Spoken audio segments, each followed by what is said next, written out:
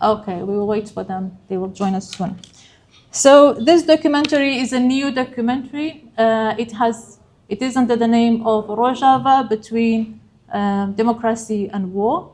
This documentary focusing on political, military, and humanitarian realities facing human living in the northeast or east North Syria. That means what we call Rojava. So this documentary will be discussed with the filmmakers. We have Dr. Mohamed with us, that they will be giving inside information, and then later on we have the screening. After the screening, we have opportunity for question and answers if we may have. So now I would like to give it to Charlie to talk about the documentary and give us some information about this movie. Thank you. So first of all, I want to say a massive thank you for everybody joining us today. This is the biggest thing to have come from the show's team since we started a year ago. It was an amazing privilege for us to be invited to Rojava and see what is happening in the country, the threats that the people are facing, but also how kind and warm and welcoming everybody was when we were there, how open everybody was to our questions, and just what an amazing part of the world that it was, despite the challenges that it is facing. So thank you so much, and thank you so much for everybody involved in putting this together. One person I want to point out particular, Adam Dokken, if you wouldn't mind standing up. Adam Dokken took our raw footage and he crafted it into the documentary that you're about to see today. So before we even start, a round of applause for Adam.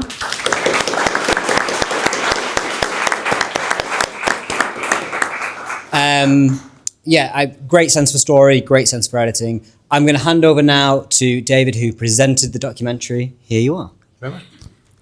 Hello, everybody. I don't really think I need to say much more than what Charlie said. I would like to not talk too much about the film because I think the film can speak for itself. But I think it is worth mentioning before we hit play that we never actually intended to make a documentary.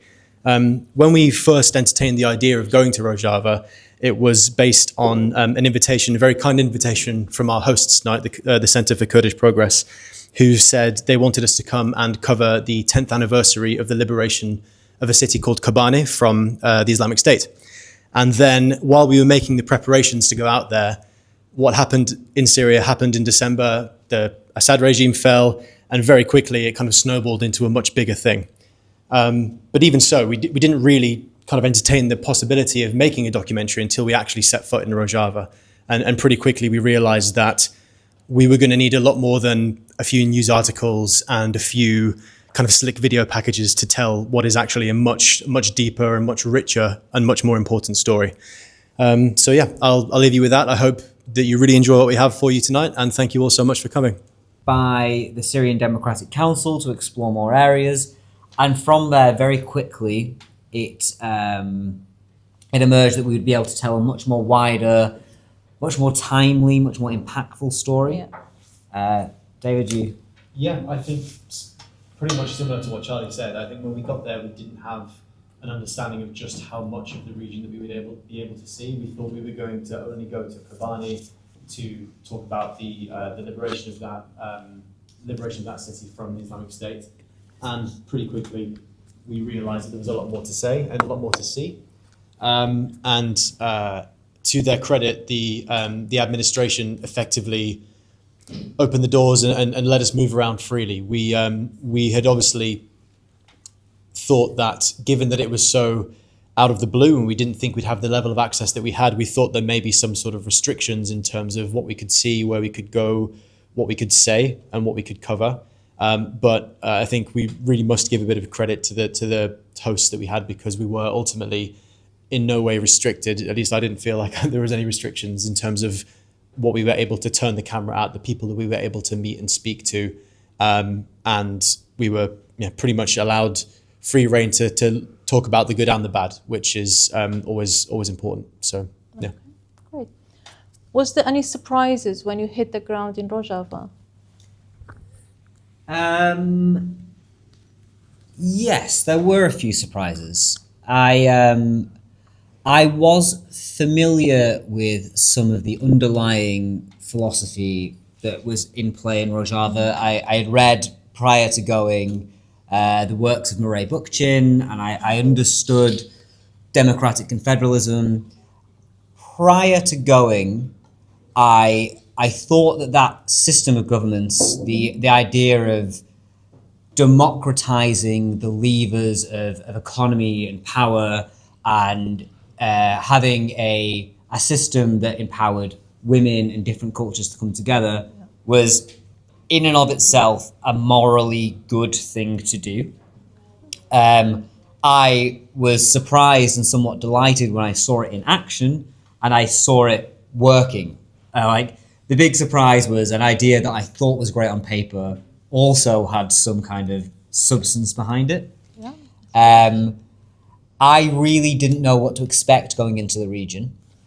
I was maybe a bit frightened, probably more frightened than I should have been getting on the plane. That fear did kind of dissipate when I landed and I met the people around me. Although there was never no risk, we did felt safe the whole time. Great food, fantastic food everywhere we went. Great. And I believe hospitality was great too. Hospitality, fantastic. How about you? So yeah, I think in terms of surprises, I think for me the biggest surprise was just seeing the level of devastation is genuinely hard to understand, and I think you've probably got a rough idea of it based on the film that we just saw, but there was so much more that we couldn't put in the film. It truly is impressive, the fact that a society is able to somewhat function when it's facing, just at a basic level, huge infrastructure challenges. The basic lack of power and fuel. How do people get around? How do people communicate?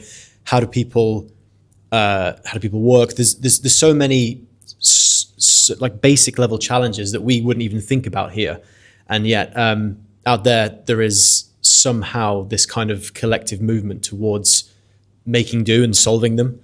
So for me, that was the biggest surprise, was the level of functionality based on just how destroyed it was. So yeah, I would say that was my biggest kind of surprise. Thank you very much. Dr. Mohamed, can you give us an update about the negotiation between NSA and the interim government of Syria at the moment? Yes. Okay. Beginning, I would like to thank David and Charlie for giving us a clear picture of what's going on and telling the story with empathy, with dignity and truth. So the negotiation is in Damascus and now is going ahead, and we are establishing two committees, one for the northeast of Syria administration, and another delegation will represent the Kurdish cause. I mean, the Kurdish cause, it will be about the constitutional rights of the Kurdish people in Syria. So this delegation, hopefully within the next week, will be in Damascus, and will be the beginning, start of a new Syria, which we hope. It's hopeful. Okay, we're all hoping for the best. Okay, now I'm going to open the floor for audience. If you have any questions, please raise your hand. We will try to take as much as possibly we can. Yes, the lady in front, please.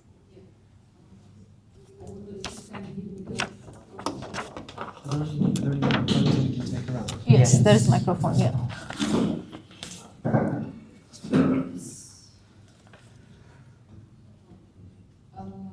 First of all, Evarbash, which means Evarbash. good evening in Kurdish.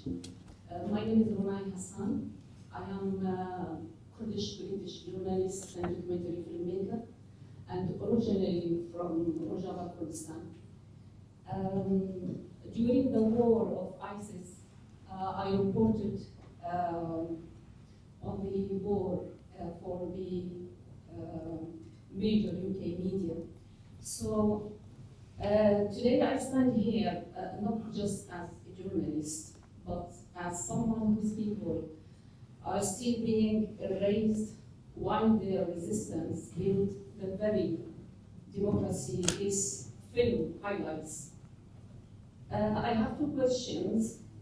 one about narrative and one about memory. My first question is, your film shows Rojava's courage and simplicity, but why do Western powers, like the UK, support Syrian opposition groups that offer little to Kurdish rights, while sidelining Rojava's real democratic model? Why is Kurdish self-rule treated as a threat, not as solution? And my other questions, Rojava's fight against ISIS included British volunteers. Yet today, Kurdish voices are sidelined while extremists are quietly reintegrated. What does this say about the UK's moral memory and whose future it protects in Syria? Thank you very much. Thank you very much. Thank you. Yes, who would like to answer? Yeah. Thank you very much for the questions. So I think your second question, from my perspective, I think that the question of foreign terrorist fighters, British foreign terrorist fighters who are now still in Syria, is a bit of an inconvenient one for the government, because it's kind of a bit of a you're damned if you do and you're damned if you don't. Because I imagine from the British perspective, or at least the government's perspective, if they're there, they're not at home, and we don't have to deal with the inconveniences of trying them, of prosecuting them. And if they're away, out of sight, out of mind, it's a lot easier perhaps for the government and for people in Britain to forget about that. But obviously with that, there's a huge number of challenges come with that as well, because if they're not at home in the UK being prosecuted and being held to account, then they're in Syria, where they're sucking resources and they're causing more problems for the SDF, and there's always a possibility of a wider security threat in that region as well. And because I'm not a member of the government, I haven't got an answer for that one. But I think it is important to point out that it is a bit of an inconvenient truth that I think the government has, to a certain extent, been happy to kind of brush under the rug a little bit. Does anybody else have anything they want to add to that? Charlie? Yeah. There have been several foreign fighters, British foreign fighters, who've been in Rojava fighting for the YPJ, returned and been arrested and prosecuted for being with a foreign, I don't know, terrorist organization, the assumption was. They've all been acquitted because there's no case. In fact, if they've been fighting for allies of Britain, they can't be shown to be terrorists. And that's a situation which still obtains, as far as I know. Thank you very much. So your first question of why do we profess to have these ideas about democracy and yet we back groups like HDS? There are people in this room who are closer to the ears of power than David or myself. And what I would say to them is, if you talk about Western values and you talk about democracy and equality, and you don't raise with the loudest voice you possibly can, you must stop Erdogan in his slaughter of civilians. You cannot back HDS. Then all that you're speaking about Western values, they're just empty words. It is just empty words. If the government, and I'm taking off my journalism hat for the moment, the journalist is unwilling to stand up and say, put sanctions on people who we know are killing civilians who belong to governments that have the same democratic ideals that we do, then there is something seriously wrong with the way that we're conducting foreign policy. So I hope that comes across in the film, and I hope that is a message that we can push higher to the people that really need to hear that. Thank you. Thank you very much. That's great. That's amazing. I believe the gentleman has a question. Yes, please. Good evening. Well, my name is Doris Nesbitt. I haven't been to the region. I mean, I actually have been to Damascus, but that was the other day. I've got about 50 questions, but I'll stick to 2 or 3, put them briefly. Apart from being answered already, I think, by the film. But given there are so many terrorists, ISIS terrorists in camp, what could happen with the inmates? What will the Syrian government, assuming on the good side the agreement with the current central government, and that it all becomes one state again, living in peace? That's the one side. What happens if it fails? And what are you going to do with these thousands and thousands of terrorists who are ISIS, who've got no, and people like Shamina Begum, because the president doesn't want her, Bangladesh won't take her. What do you do? And so that's one set of questions. And the final one is, there are other Kurdish regions besides the one in Turkey, and that's of course in Iraq. And it's a large one, and that seems to be quite stable and reasonably peaceful. Would there be any chance of Syrian somehow uniting with, or having some of the people go to Iraqi Kurdistan and help to how do the journalists actually get to the region? You said a plane, but to where? From where to where? From where to David, where? I'll let you finish. Thank you very much. So we got there by as you said, to Iraq. So we flew to Iraqi Kurdistan, we flew to Erbil, and then we drove up past Duhok to Faish Kabur, which is the border, kind of a few dozen kilometers south of where Turkey, Iraq, and Syria meet, and then we crossed there. Your question about what do we do with the threat of all these jihadists who are still in camps. I think, if I'm right in saying, I think one of the biggest sticking points at the moment in ongoing negotiations between SDF and HTS, and I think perhaps Mohamed might be able to give you more information about this, but is exactly what happens with the administration of these camps once a deal is done. Because it seems that obviously, at the moment, the SDF is still in charge, and America has been reducing some of its support and handing over some of the bases to the SDF.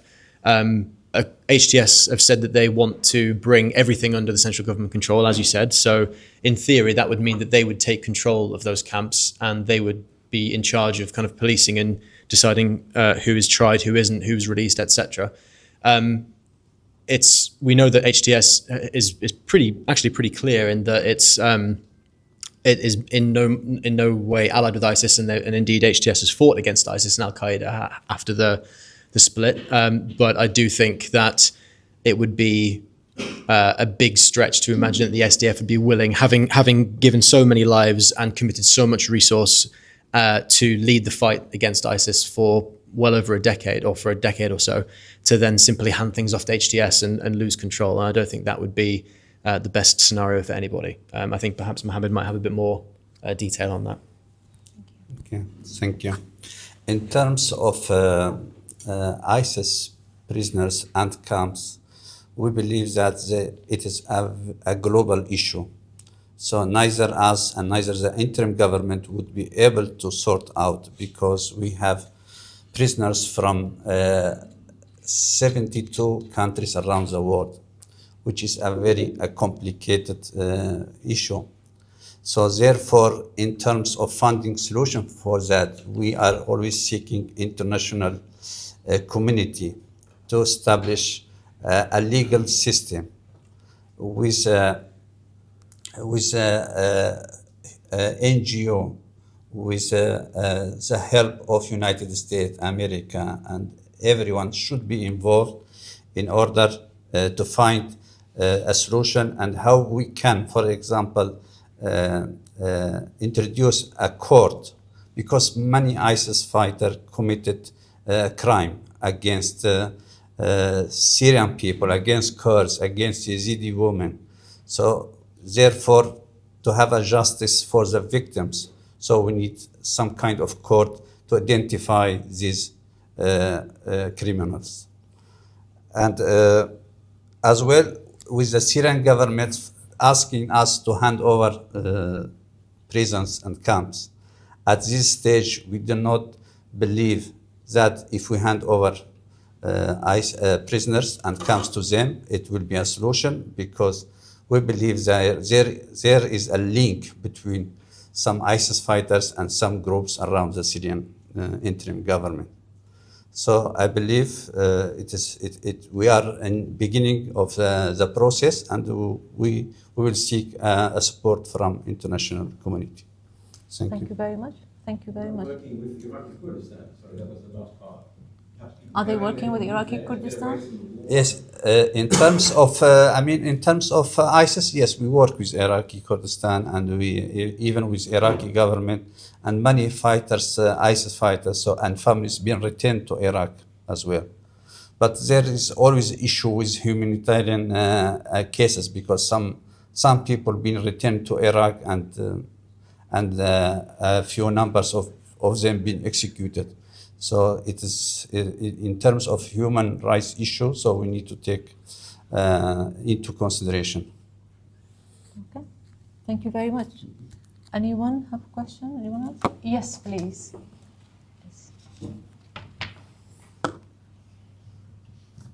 I would like to say a big thank you, first of all, for the testimony, for going and visiting Rojava, and coming with this testimony that shows Kurdish people and the land that is controlled by Kurds is the only place in Syria that some hope can grow. Two questions, short answers required. I hope it will help you. The first one, are there any plans to show this documentary somewhere else? If yes, I would like to get in touch with you and offer a few options. And I would be more than happy to host it in a few places. And so you did this. Thank you very much. We have the thumbs up. And the other question is obviously your documentary. I believe you finished it in March, or you finalized it in March, and naturally it could not include certain most recent developments. For example, how Rojava, or in the terminology that is used politically, autonomous administration of northeast Syria, is rightly so seeking for some recognition and some political protection from the international community and the decision makers. Would you consider visiting Rojava again and looking at it in a broader context and seeing what it does offer to people? And we know that Rojava is home not for the Kurds. There are Christians, there are other ethnic minorities who are finding Rojava as a safe shelter for themselves. So we have to, everyone, as I always say, everyone has to do everything that they could do to defend Rojava for humanity. Would you consider going back and making a documentary focusing on why Rojava has to survive in a way that has some recognition and some protection? Thank you. Thank you very much. Thank you. So, in response to your first question, whether we plan to show it anywhere else, we do now that you've asked. We're happy to show it, but we would like to do so in a place that has much better speakers. So if you have better speakers, then we're happy to play it. In response to your second part, I'm very keen myself to go back to Syria and to Rojava. I think that a 45-minute documentary is never going to have enough content to cover all of the issues. So I'm very keen to go back. I'm also very keen to go back to the HTS administered part of Syria, the rest of the country, because I think it would be, especially now, it's very much at a political and social crossroads. And I think that the next few months between now and the end of the year, when this supposed agreement between the SDF and HTS is to come into effect, I think is an incredible part of history. And I think this very much could determine the future of the country, and also, but by by consequence, the wider Middle East. So I'd be very keen to go back, but I don't make the decisions. Charles does. So I'm going to put Charlie on the spot. Charles, would you go back? There's a number of considerations. I work for a larger organization that has to pay for us to go. There's people in this room that can make that decision. But if it was up to me personally, I'd go back tomorrow if I could get. If you were to welcome me back, I'd be back in a heartbeat. Thank you very much. Thanks, Grace. Many great promises has been made. Yes, please. Sorry. It's a question for Mohamed. What is the Syrian government going to do about the Turkish-occupied parts of Syria? Tough question. It's a very difficult question, but the Turkish state is much involved in this in Syria right now, and occupying half of Syria right now, so up to province of Hama. And the withdrawal of Turkey would be very difficult at this stage. So because we have many big players now in Syria. We have United States of America, we have United Kingdom, we have France, we have Russia on the coastal area, and we have Turkey as well. So I believe Turkey right now don't think it will withdraw from Syria right now until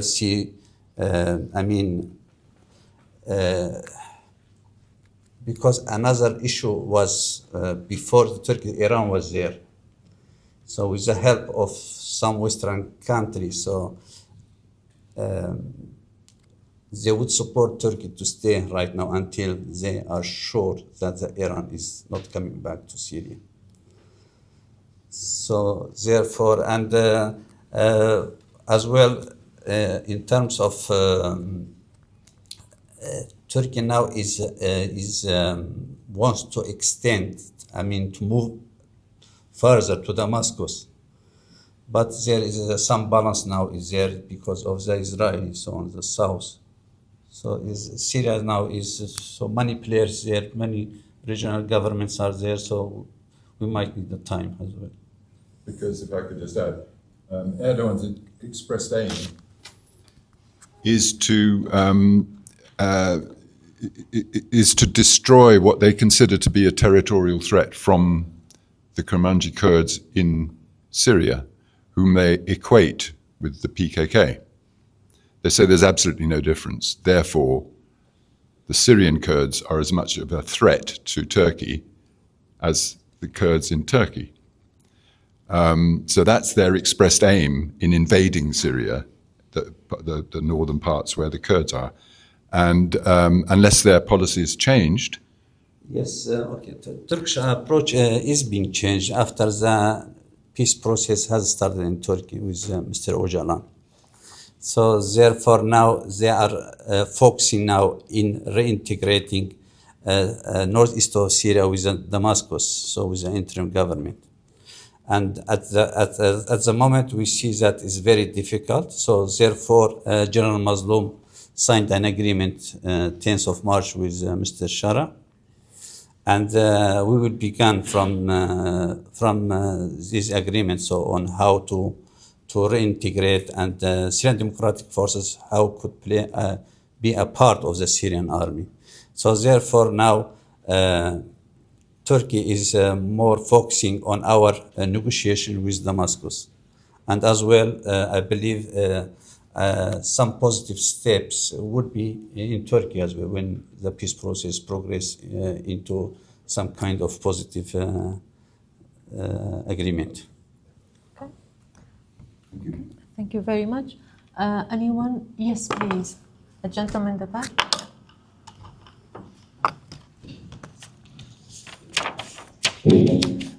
Yes, first, thank you for the powerful images and really insightful reporting that we see in the documentary.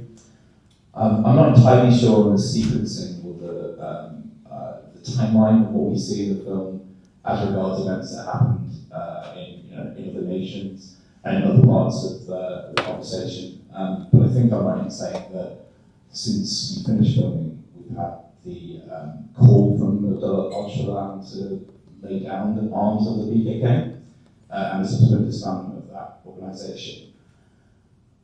Perhaps you know from subsequent conversations you've had with people that appear in the film, and if not, I'm hoping that you could speculate based on the conversations you had during the filming, and also everything else that you've heard by you in Rojava, what you think the reaction would be to those developments, not just from the members of the YPG, YPJ, and the autonomous administration, but also the people of Rojava at large.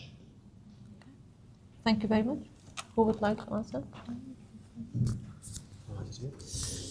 So it is a difficult question because on the one hand, the possibility of some kind of lasting peace process, because obviously they made a peace process before, but it didn't last for very long. If this peace process seems to hold and seems to advance, the benefit of that for the Syrian Kurds is that Turkey is, as Mohamed just mentioned, is probably more likely to be willing to reduce its attacks or to consider the Syrian Kurds and the SDF as less as a threat. So that would, in theory, reduce some of the complications around not only the SDF and northeastern Syria's integration with the central government, but also relations cross-border between northern Syria and Turkey. So in that sense, it's a positive thing. I also, on the other hand, imagine that there are probably a lot of people who were born and grew up knowing of the Kurdish struggle and knowing of the persecution that a lot of Kurds have faced in Turkey, and may think that this decision to call to lay down the arms and to disband is kind of, I don't know if you would call it necessarily a defeat, but you could certainly call it I'm trying to think of the right word. It would be it's a notable event that shows that Turkey's political and military power has kind of persisted. So I imagine, again, I don't know, I've not been back to Rojava since we finished filming, but I imagine that there's probably some hope and some positivity to come from it for northeastern Syria and for the future of northeastern Syria as part of the wider country. But yeah, I also imagine there are some difficult feelings. Without going back, I wouldn't be able to tell you, but I don't know whether, Mohamed, if you have any thoughts to share on it? No. Can you mention? No? Fantastic. Thank you. Thank you very much. Anyone has the last question? Yes, please. Again, yes. Well, I just want to follow up on the earlier point. Perhaps I was not pretty delicate question. Like I said, Iraqi Kurdistan looks like it's fairly stable and it's an autonomous region for Kurds. What about, I don't mean necessarily shipping Iraqi-based terrorists back. I meant also Kurds of northeast Syria. If things go awry, and we still, as you said in the film, we still don't know exactly what the government in Damascus will do. I mean, they may have fought ISIS, but they're terrorists, Al-Qaeda supporters. So I'm just wondering, could there be some sort of real political cooperation with Iraqi Kurdistan, even if people want to move there? I mean, Kurds, not terrorists, Kurds living currently in Syria would like to go there, even, very controversial, secede a chunk of northeast Syria to Iraqi Kurdistan. That's the place that I usually move around geopolitics. Okay, yes. Well, you may not be aware that Iraqi Kurds and Syrian Kurds are ethnically different. They speak a different language. The Syrian Kurds speak Kurmanji, and the Iraqi Kurds speak Sorani. Different dialect, sorry. Different dialect, not different language. It's all Kurdish, but we have different Well, dialect. different, okay. But Different dialect. Yeah. The dialect, we have different dialect. It's not different language. Okay. And there are some differences of opinion, shall we say. The Iraqi Kurds are centered around a political family called the Barzanis. The Syrian Kurds have adopted the ideas of Abdullah Öcalan, which are non-centrist. They are inclusive, they are based on people's assemblies, They're based on bottom-up decision-making, which is enacted centrally, whereas the Iraqi Kurds is quite different. So I think you would get difficulties in that kind of entente between the two. I think ethnically the Syrian Kurds and the Turkish Kurds are much closer, and but you're not going to get Erdogan giving up any of his territory, or I don't see that as. I mean, it's a good idea, but I think it has a lot of practical issues. Thank you. Mohamed, would like to add something? Well, I would like to answer you, not as a politician, I'm not a politician, I'm academic, but as a Kurd. As a Kurd, I would like to answer you. We believe these borders is all man-made. We're all linked together. All 4 pieces of Kurdistan, we all part together, so we're all one. So I hope that will answer the question. Can I add something to what you said? Just very quickly, yes, please, 1 minute. I would like to say that I'm a Jewish Kurd, and we do, Kurdish people always say 1 plus 1 plus 1 plus 1 is 1. So it means they don't see each other as different. Yeah. Just the borders divided us, and Kurmanji is spoken in Iran as well. Thank you very much. Just one word. Just to clarify, codes, we see, this borders is artificial borders. We codes, we separate between 4 countries. So we all the same. There is no difference. Yes, we do have different dialects because Kurdish language is a very rich language. But believe me, we people from Rojava, Kurdistan, this is our land, The same thing with Bashur, Kurdistan. You see, I mean, like Bashur, like South Kurdistan, Rojava, Kurdistan, West Kurdistan, we have Bakur and East Kurdistan, Rojava in Iran. So we Kurds, we all the same. There is no difference. Only the difference in dialects. That's it. Okay, so now we're concluding the sessions. Thank you very much for all your great questions. Thank you for attendance. Again, thank you very much for David Averre, Chief Foreign Reporter, and then Charles Craven, Deputy Head of Show, and Dr. Mohamed Moustafa, Senior Representative of Syrian Democratic Council, UK Representative, and myself, Milian Hussein. Thank you very much for all coming here. And Dirk Campbell, who's also joined us, father of Anna Campbell, and Adam Docken, who also edited. And finally, we are reconvening at Westminster Kitchen, which is just across the bridge. It's a 5-minute walk. So anybody that would like to come along and join us for a drink and a chat and a talk, please do so.